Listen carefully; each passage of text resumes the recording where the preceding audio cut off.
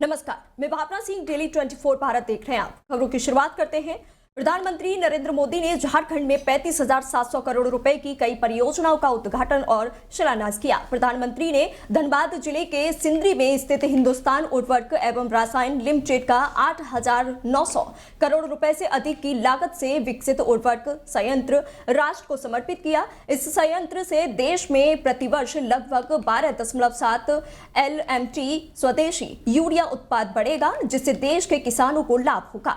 गोरखपुर और रामागुंडम में उर्वरक संयंत्रों के कायाकल्प के बाद यह देश में दोबारा चालू होने वाला है और तीसरा उर्वरक संयंत्र है। प्रधानमंत्री ने गोरखपुर और रामागुंडम में उर्वरक संयंत्रों का क्रमशः दिसंबर 2021 और नवंबर 2022 में राष्ट्र को समर्पित किया था। प्रधानमंत्री ने कहा कि देश में यूरिया उत्पादन 2014 से 225 लाख टन से बढ़कर अब 310 लाख टन तक पहुंच गया है, जो उर्वरक के क्षेत्र में आत्मनिर्भरता की दिशा में एक महत्वपूर्ण कदम है। पीएम मोदी ने कार्यक्रम के दौरान जनसभा को संबोधित करते हुए कहा कि आज यहां सिंदरी उर्वरक कारखाने का लोकार्पण किया गया है। मैंने संकल्प लिया था कि सिंदरी में इस खास कारखाने को जरूर शुरू करवाऊंगा। ये मोदी की गारंटी थी और आज ये गारंटी पूरी हुई है।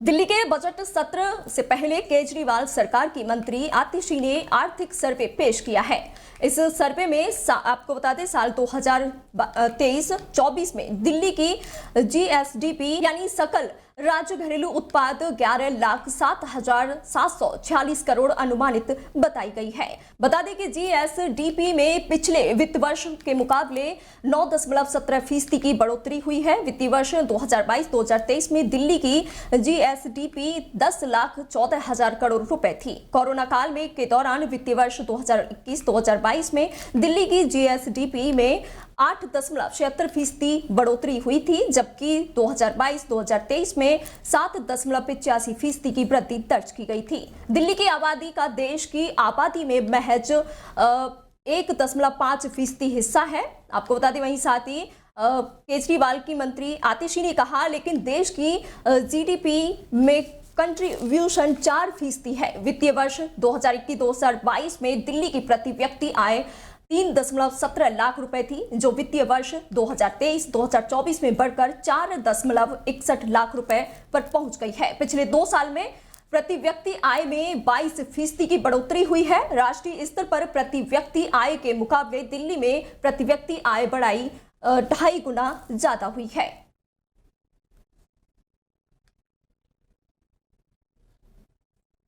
बलात्कार मामले में सजा काट रहे आसाराम को सुप्रीम कोर्ट से एक बड़ा झटका लगा है। आपको बता दें, वहीं अदालत ने उनकी जमानत याचिका पर सुनवाई करने से इनकार कर दिया है। आसाराम की तरफ से सजा पर रोक लगाने की मांग सर्वोच्च अदालत से की गई थी, जिस पर कोर्ट ने उसके वकील से कहा कि वह अपनी मांगे राजस्थान हाईकोर्ट के सामने रखें। इसके साथ ही सुप्रीम कोर्ट ने राजस्थान हाईकोर्ट को उसकी याचिका का जल्द निपटारा करने का निर्देश दिया। महाराष्ट्र में पुलिस हिरासत में आयुर्वेदिक इलाज कराए जाने की मांग वाली आसाराम की अर्जी पर भी सुप्रीम कोर्ट ने हाईकोर्ट जाने का निर्देश दिए हैं।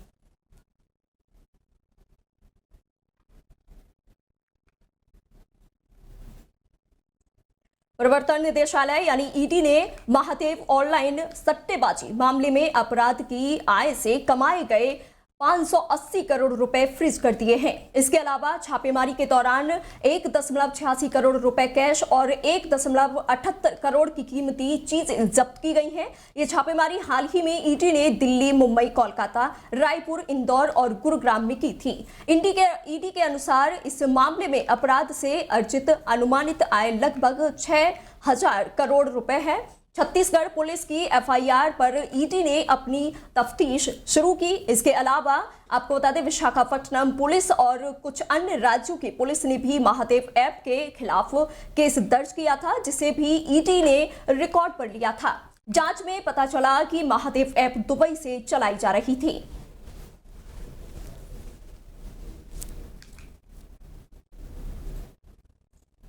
ज्ञानवापी मामले को लेकर सुप्रीम कोर्ट में सुनवाई हुई आपको बता दें, सुनवाई के दौरान सुप्रीम कोर्ट ने मुस्लिम पक्ष की उस याचिका को मान लिया है जिसके तहत सुनवाई करने की मांग की थी। कोर्ट ने कहा कि ज्ञानवापी मामले की सुनवाई अन्य लंबित मामलों के साथ ही होगी। कोर्ट ने इस याचिका को भी बाकी याचिकाओं के साथ ट्रैक किया है। बता दें, मुस्लिम पक्ष ने इलाहाबाद हाईकोर्ट के 19 दिसंबर 2023 को फैसले को सुप्रीम कोर्ट में चुनौती दी थी। हाईकोर्ट ने मुस्लिम पक्ष की उस याचिका को खारिज कर दिया था जिसमें हिंदू पक्ष की याचिका को सुनवाई योग्य नहीं बताया गया था। साथ ही ASI सर्वे की इजाजत को चुनौती भी खारिज कर दी गई थी। गौरतलब है कि इलाहाबाद हाई कोर्ट द्वारा 19 दिसंबर 2023 को टाइटल सूट को चुनौती देने वाली मुस्लिम पक्ष की याचिका समेत 5 याचिकाएं खारिज करने के फैसले को चुनौती दी गई थी।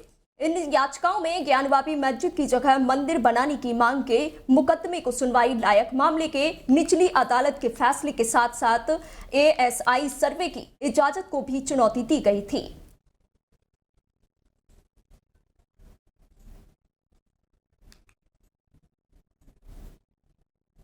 दिल्ली भाजपा ने आज लोकसभा चुनाव की तैयारियों को लेकर औपचारिक घोषणा की और लोगों से संकल्प पत्र हेतु सुझाव मांगे। दिल्ली बीजेपी के अध्यक्ष वीरेंद्र सचदेवा ने कहा कि दिल्ली की बेहतरी और समृद्धि के लिए भाजपा कार्यकर्ता सभी वर्गों के लोगों से सुझाव मांगेंगे। उन्होंने बताया कि बीजेपी ने एक नंबर और नमो ऐप जारी किया है जिस पर दिल्लीवासी अपना सुझाव बीजेपी को साझा कर सकते हैं। आगे वीरेंद्र सचदेवा ने कहा कि मोदी सरकार ने दिल्ली वासियों की ओर से 2014 में दिए गए सुझाव में से 99.1% और 2019 में 95% कार्य पूरा किया है। इसी के साथ रामवीर सिंह विधूड़ी ने भी कहा कि भाजपा जनता के मिले सुझावों के आधार पर दिल्ली वालों के प्रति संकल्प पत्र जारी करेगी और हमारा लक्ष्य होगा कि आधे कार्यकाल को संकल्प पत्र में किए वादे पूरे करना। श्री रामवीर सिंह विधूड़ी ने कहा कि प्रधानमंत्री श्री नरेंद्र मोदी का दिल्ली भाजपा विधायक दल की ओर से आभार जताया और कहा कि 2014 और 2019 में दिल्ली वासियों की ओर से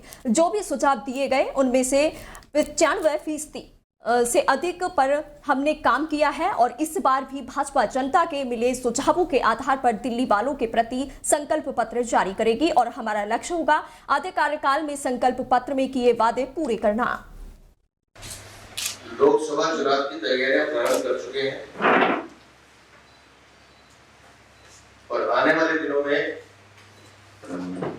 लगातार जो एक्टिविटीज हम कर रहे हैं उसकी आपको गतिविधियां देखने को मिलेंगी।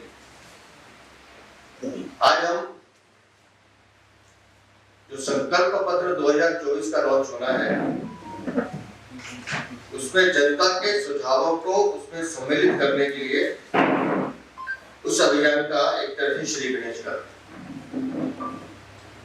मेरे बाइक का आप देख रहे हैं एक पेटी है विकसित भारत मोदी की गारंटी। हमारे कार्यकर्ता दिल्ली के हर बाजार, हर कूचे और दिल्ली के हर घर तक जाने का प्रयास करेंगे और विकसित भारत में उनके क्या सुझाव हैं उन सुझावों को इस पेटी में डालने का काम करेंगे। और ये भी पहली बार नहीं कर रहे हैं। 2024 में भी इस तरह के सुझाव दिए गए थे 2014 में और मुझे आपको बताते हुए हर्ष हो रहा है उस समय जो हमारा मैनिफेस्टो आया 99.1% वो काम हम करके पूरे दिखा चुके हैं। 530 में से 529 काम जो उस मैनिफेस्टो के थे वो हमने पूरे किए।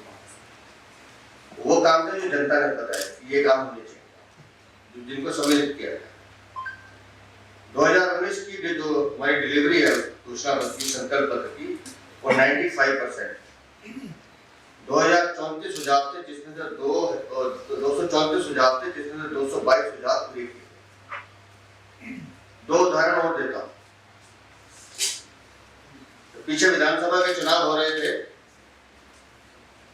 तो राजनीतिक पंडित अपने अपनी सलाह देते थे मध्य प्रदेश में क्या होगा, कांटे की टक्कर है।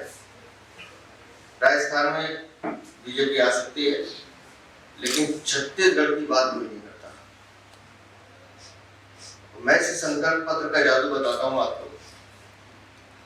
हमारे वहां के कार्यकर्ताओं ने छत्तीसगढ़ के घर घर जाके लोगों से सुझाव मांगे। वो जब सुझाव आया, वो जो घोषणा पत्र हमने वहां जारी किया, उस घोषणा पत्र के बाद वो सरकार बनने का रास्ता हमारा प्रशस्त। रावजबरनी कोर्ट से आम आदमी पार्टी के विधायक, आपको बता दें, अमनतुल्ला खान की अग्रिम जमानत याचिका खारिज कर दी है। आपको बता दें, उन्होंने Delhi Waqf board money laundering मामले में अग्रिम जमानत मांगी थी। उन्हें ईडी ने समन भेजा था। अमनतुल्ला खान ने खुद की गिरफ्तारी का अंदेशा जताते हुए कहा कि अग्रिम जमानत की मांग की थी। वहीं ईडी ने यह कहते हुए अर्जी का विरोध किया था कि अगर जमानत मिली है तो अमनतुल्ला की ओर से जांच में सहयोग न देने की संभावना से इनकार नहीं किया जा सकता।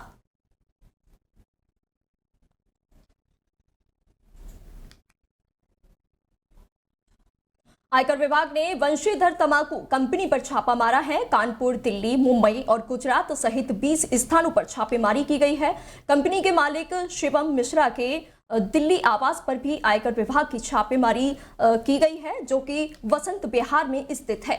शिवम मिश्रा के आवास से 50 करोड़ रुपए से अधिक कीमत की कारें मिली हैं, जिसमें 16 करोड़ की रोल्स रॉयस फैंटम भी शामिल है। रिपोर्ट के अनुसार कंपनी ने 20 से 25 करोड़ रुपए की आय घोषित की हुई थी। आपको बता दें, वहीं जबकि कंपनी का वास्तविक कारोबार 100 से 150 करोड़ का आंका गया है। कंपनी ने अपना टर्नओवर को लेकर झूठ बोला है। छापेमारी से पता चला है कि कंपनी ने न केवल आयकर चोरी के साथ साथ वस्तु और सेवा कर जीएसटी नियमों का भी उल्लंघन किया है।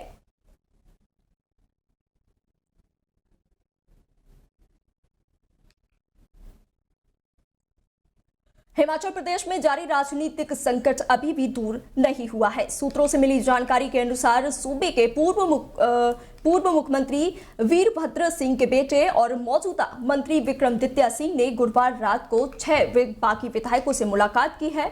बता दें कि ये वही बागी विधायक हैं जिनकी वजह से बीते दिनों राज्यसभा चुनाव के दौरान हुए मतदान में कांग्रेस क्रॉस वोटिंग की वजह से हार गई थी। कुछ दिन पहले ही हिमाचल प्रदेश विधानसभा अध्यक्ष ने इस सभी विधायकों को अयोग्य घोषित कर दिया था। आपको बता दें, विक्रमादित्य सिंह ने क्रॉस वोटिंग नहीं की, लेकिन चुनाव वाले दिन उन्होंने कांग्रेस पर अपने पिता की स्मृतियों का अनादर करने का आरोप जरूर लगाया था। विक्रमादित्य सिंह अगले 2 दिन दिल्ली में हैं। अपने दिल्ली दौरे के दौरान वह केंद्रीय सड़क और परिवहन मंत्री से मुलाकात करेंगे। सूत्रों के अनुसार उन्होंने बागी विधायकों से भी मुलाकात की है, जिन्होंने आज सुबह अपनी अयोग्यता के खिलाफ हिमाचल प्रदेश उच्च न्यायालय का रुख किया है।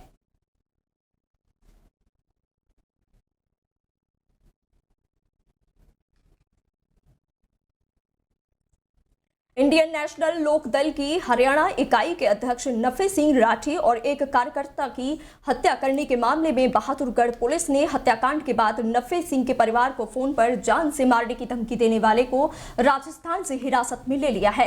नफे सिंह राठी और एक कार्यकर्ता की हत्या करने के मामले में अब तक कुल 15 लोगों के खिलाफ मामला दर्ज किया गया है। नफे सिंह राठी की हत्या के बाद उनके परिवार को जान से मारने की धमकियां मिल रही थी। हालांकि करीब 6 दिन बीत जाने के बाद भी नफे सिंह राठी के हत्यारों तक पुलिस नहीं पहुंच पाई है। नफे सिंह के परिवार को जान से मारने की धमकी देने वाले को पुलिस अब बहादुरगढ़ ला रही है।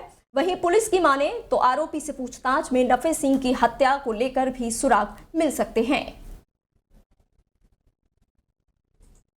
फिलहाल मेरे साथ बस इतना ही, और ऐसी देश दुनिया की तमाम खबरों को जानने के लिए देखते रहिए डेली 24 भारत।